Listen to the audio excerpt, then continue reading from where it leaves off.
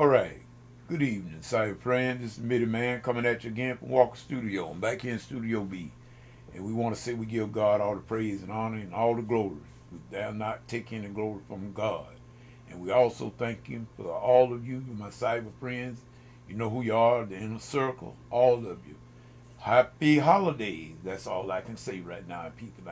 And I mean it from my very, very heart and soul. Happy holidays. And I hope that everyone have a very Merry Christmas. And as we come up in the Advent, we are in the Advent, and we know, let us remember the reason. In other words, it's a cliche, but it's still true. Jesus is the reason for this season, and let us keep him in focus. Let's keep Jesus in main focus. And speaking of focus, old Midiman got to go to the eye doctor in the morning, and we asking we it's been a long haul, people, since February 2018, and the diabetes really did a job on my eyes, and but thank be to God and to my eye doctor, my diabetic doctor. He's a specialized in diabetes, and he has really put a work on these eyes of mine. His name is Dr. Charles Newell.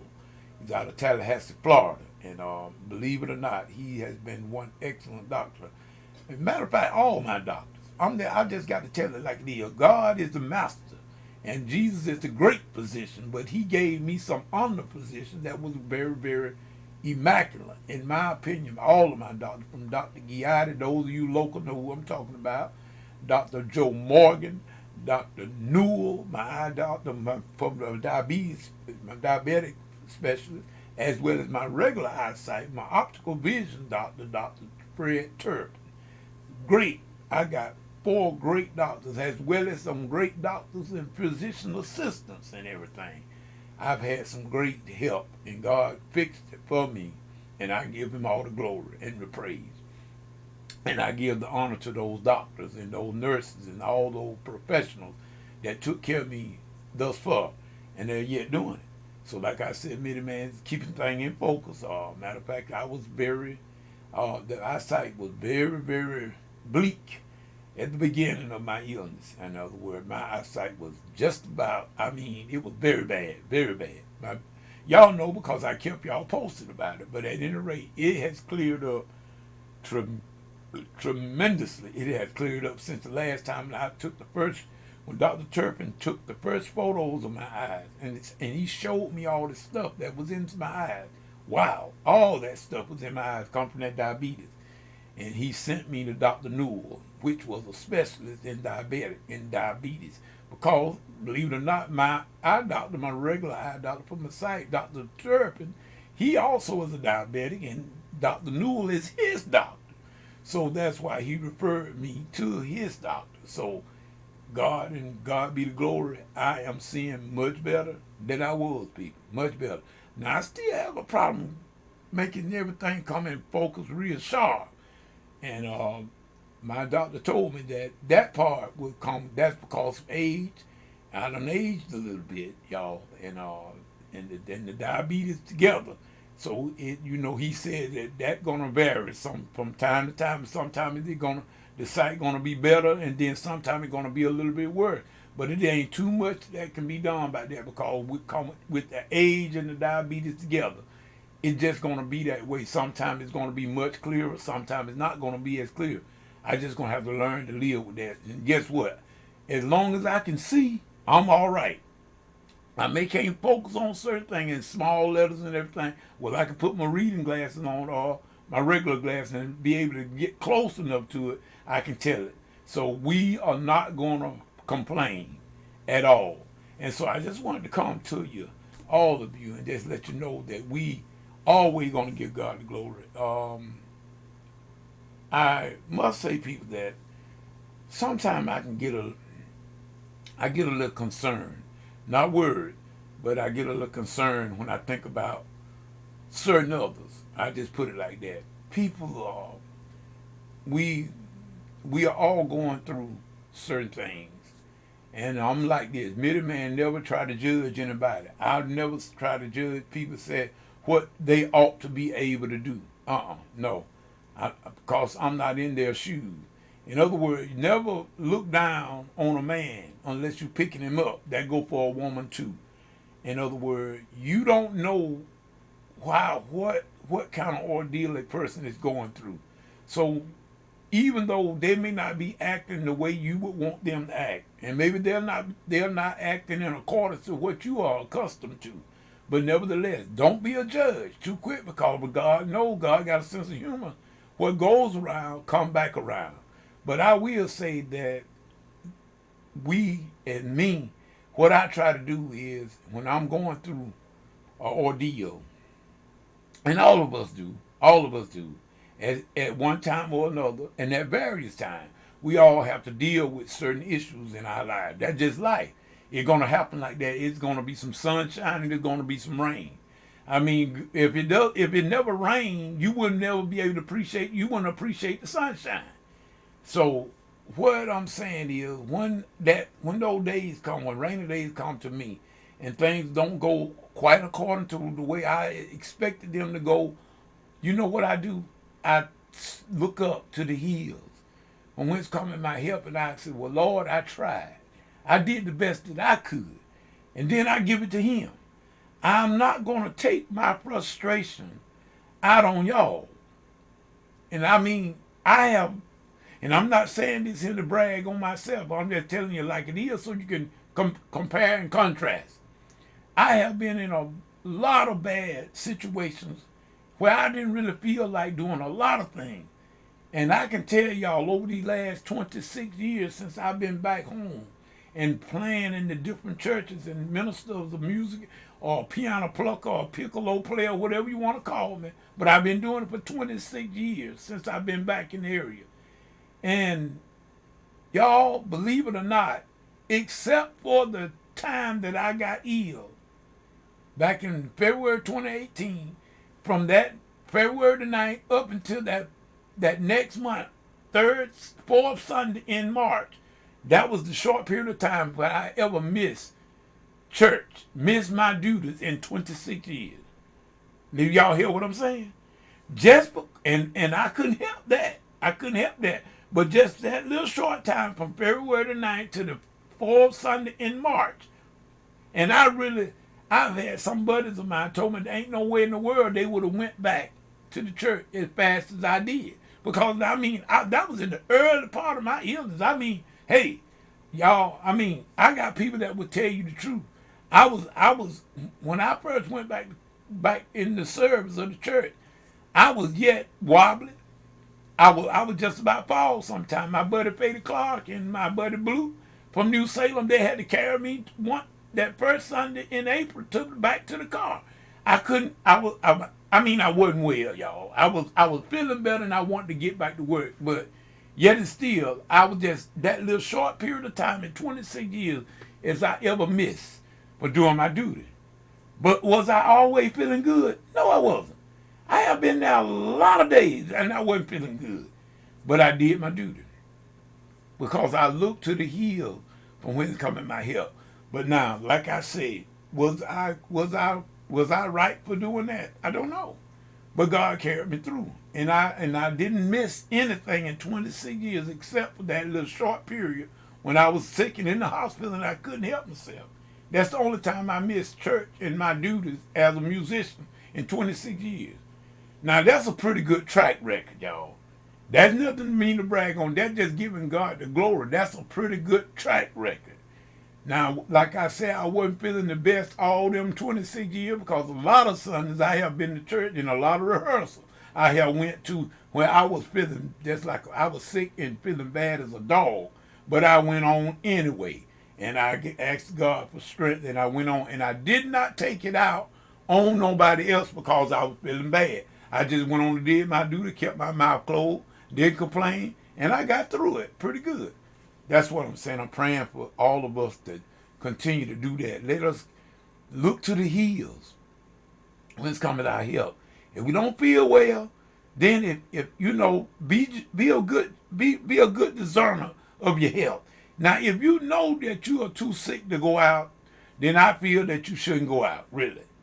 Now I've learned that. I don't think you should push it because sometimes you can overdo it. But if you can, the devil always will make you think that you cannot do something, and he will try to bring this illness and sickness upon you to keep you from doing your duty. So you got to be able to hold to God's unchanging hand. That's what I'm trying to say.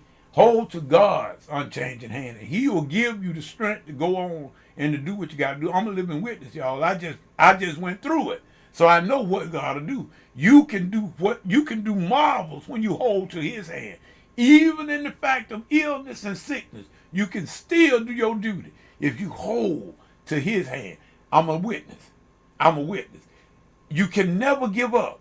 I'm a warrior spirit, y'all. I got a warrior spirit by my nature. My very nature is a warrior. I got a fighting spirit. I always have had it. Ever since I was big enough to remember, I always had a fighting spirit. I don't give up easily. There's some things that I have worked on as far as doing my computer work. Because like I told you, I'm also a computer tech. I have gotten some computers here and out in my studio that I had to work on that gave me a run for my money. But they never defeated me yet. I never had one to defeat me yet. Unless it was just something that was hardware mechanically wrong with the PC that I couldn't have no control over. That's the only thing. But any other PC problem that I have ever gotten in over these last 15, maybe 20 years, not one of them have defeated me yet. Because I got a warrior-like spirit, a fighting spirit. I don't give up easily. I don't give up easily. So I'm saying, hold on, y'all. Don't get discouraged. We all, like I said, you can get discouraged, but don't get in despair. In other words, when you get discouraged, go to the Lord in prayer. Don't get in despair, but go to the Lord in prayer, and He will give you the strength. A lot of times you lose motivation, y'all. I could write a book on motivation and about how and when you don't have it. Most of the time I don't have no motivation to do a lot of the stuff that I do. But I have to just forget about the motivation and go straight to the Lord in prayer and get up and just go on and do what you got to do. If you can. If you're not feeling good, it's best to just leave it alone, really. No matter what it is. Wait till you feel good. Because you can't do nothing if you ain't feeling good and being in good health. This I come out and say we need to try to keep our health intact. To do the Lord's will, we need to be healthy to do it. If you're not healthy, you can't do it. Not good anyway. So that's what I'm saying. Don't let discouragement run you into despair. Let it run you to prayer. And then prayer will change things. Now, y'all, it's easy to sit here and tell y'all that. I'm not going to be a hypocrite. It's easy for me to tell y'all that. Because it's the truth. But a lot of times, I have to find my own self trying to follow my own instruction. Because a lot of times I be just what I'm talking about be in discouragement. I lose my motivation. I don't feel like being motivated to do nothing. A lot of times, especially here recently, I have not wanted to even go to choir rehearsal. And I know that was never my case as long as I've been playing the piano and keyboard and stuff. I always loved rehearsal. But it has gotten to the place to sometime recently, and this happened just a little bit before I got sick. I was getting to the place where it really wouldn't matter if I went to choir rehearsal or not. And I don't know, like I said, I lost the motivation or I saw a lot of people that looked like to me they wasn't really concerned about whether they learned anything or not. A lot of the choir members, they won't come to choir rehearsal, and just 2 or 3 of us going to the church and that's it. And then you can't learn nothing new because half of them not there. And all that kind of stuff like that may have. But I know it destroyed my motivation. And I think back when I was in school, back in my school days and in my college years, when I was taking music composition, the pressure up under Dr. Stanley Peltor. Y'all should know Dr. Stanley Peltor. I've talked about him before. In my opinion, one of the greatest music instructors I ever had. And I've had some good ones ever since I got into music. From my first piano teacher, Miss Constance Hunt at that time. And then she became Constance Rhodes to Mr. Rhodes, James Rhodes, her husband. Those were my music instructors and professors at Andrew. Miss Ryle was my piano instructor at Berry, along with Dr. Pepper being my composition, arranger, and conductor. Taught us all the orchestration, all that I took upon Dr. Pepper. So I had some great training. And a lot of it, I got a little rusty because, like I said, y'all, you talking about 30, just about 40 years. And, but nevertheless, we thank God that we had a chance to do what we did. And I give God the praise and I give God the glory. And now I'm trying in these latter years to give something back. In other words, I'm trying to help. Matter of fact, I told y'all on the other night, last live feed I did, I got a student online. Now, I don't do it live. I do it online, in other words, because of the technology. I have not taken on a student personally in a live studio form like out in my studio, which I could do. I believe I could do that, but I just right now I'm a little weird about trying to do that because, like I told y'all, I'm not 100% yet. And I may not. No, I don't want to be negative. I'm reaching for 100%. That's what I say. If I'm trying to get back to 100%, I say it like that. But as of now, I'm on my way to it. I haven't reached it yet, so I don't want to take on too much. So that's why I haven't taken on any live students yet, because I had a lady that asked me this past Sunday about it, and I think she was a Mallard. But I told her that no, I wasn't really taking any live students right now. But this may change. This may change, and it could change next week. I don't know. It's just according to how my health does. And but believe you me, she'll be the first somebody that I call and get in contact with once I decide and I'm able to do some live training in my studio. I will open it up for that. So with that being said, y'all, I'm just really reaching out, trying to give you some inspiration. I haven't even did a podcast in about 3, maybe 4 weeks now. I haven't done a podcast. That podcast is my inspirational connection. So I need to do one of those at least to keep my podcast going pretty good. But y'all notice I've been having a lot of audio issues and everything. But we found out what was that was that hacker had that mess on my computer. But ever since I did the format, cleaned it up real good, everything so far thus far been pretty good. So we give God the praise and the glory for that. We want to say, y'all, that be careful out there. Midiman talking to all my cyber friends, as well as if you're an enemy of Midiman, I'm talking to you too. Be careful out there as y'all go about in these stores, the Walmarts and the Kmarts. I think Kmart went out of business, but the other Targets and whatever stores that y'all go to and you frequently go to, be very careful in those stores and be alert. Don't go in there blind. Be alert. Watch your surroundings. Look at people that are looking suspicious. I mean, y'all, I can't help it. I'm ex-military. I'm a veteran, and I was trained to be this. I'm always aware of my surroundings. Always. I don't care where I go. You may not think that I'm aware of you, but oh yeah, a Midiman is aware of you. I done seen you and I done watched you. Watch for people that are looking suspicious. A crazy movement. You can sometimes tell people that are up to no good just by the way they're stalking in the store. You can tell it if you be alert.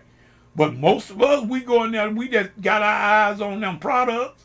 We got a few dollars in our hand and we can't see nothing else. You better be careful of your surroundings. I'm telling my cyber friend, my inner circle especially, y'all be careful out there in those stores.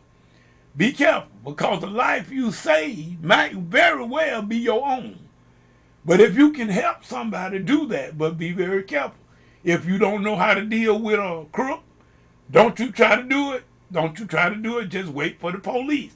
If you're not able to rush them if you don't know and you ain't been trained to do that, you better just obey their command, do what they'll say until the help get there. Don't try to do it yourself if you're not qualified. I'm just telling y'all some truth that may keep you alive, because if you try to rush a armed assailant and you don't know what to do, you might die. I'm just telling you. You got to know what to do. So with that being said, Midiman gonna go on and end this video right here. We're gonna say we hope that y'all have a very, very Merry Christmas, Happy Holidays. Coming up, we are in the Advent right now, coming up to the Christ child. And remember that Jesus is the reason. I know that's cliche, but it is the truth. Jesus is the reason for this whole season. And we need to give him the glory, keep him main focus. Have a good time with your family and your friends. Eat good if you can. Those of us that are diabetic, we know that we can only eat so much. I'm talking to all those diabetics. We got to have sense. We know we can only eat so much. Now, if you overdo it, you end up in the hospital. Don't do that. Don't do that. So with that being said, Midiman gonna send it to the next video, next Bible study, whichever comes first. Peace and good night.